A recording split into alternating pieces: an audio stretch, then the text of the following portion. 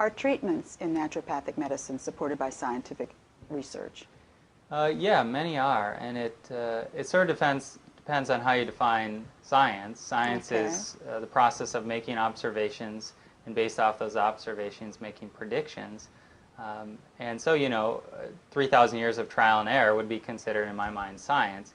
But I think what you're getting at is Mm-hmm. more the modern type of science. And yes, many herbs have a lot of research behind them. Many naturopathic concepts actually have a lot of research in them. An example would be a leaky gut syndrome. This Mm-hmm. is kind of a naturopathic concept that has been around for 100 years, but more recently there's been a lot of research into intestinal permeability or leaky gut. And the interesting thing is a lot of researchers are calling it this new discovery. It's been a concept in our medicine for a long time, but the point is that yes, there is a lot of research if you look in the right place. And more and more herbs, nutrition, natural types of treatments are being validated by research.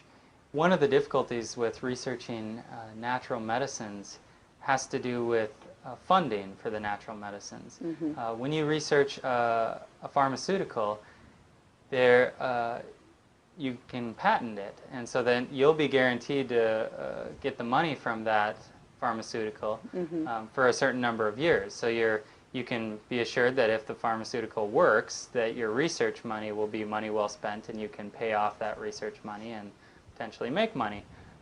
The issue, though, with natural medicines is you can't really patent an herb. You can't really patent a certain type of diet. You can't patent an exercise method.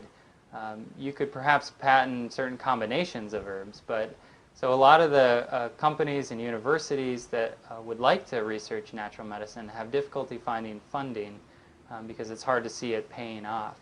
Now, that being said, there are many universities and many supplement type companies that do a lot of research simply for the good of health, Mm-hmm. the good of mankind. And so there is a lot of research if you look in the right place.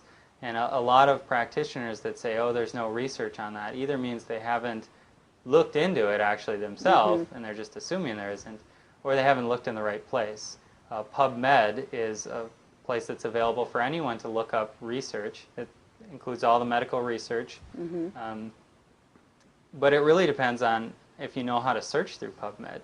So a lot of people will search PubMed for, say, research on a certain herb, and they'll come to the conclusion, well, there is no research on that herb. But it just may mean that they didn't type in the right constituents of the herb, or they didn't know as much what they were looking for. So that you kind of have to know what you're looking for when you're searching for, is there research? But yeah, it's very exciting because many herbs, many nutrients have a lot of research, and that helps guide treatment, and we're learning things from that, but we also have the sort of tradition of use of those to rely on as well. Thank you. Thank you.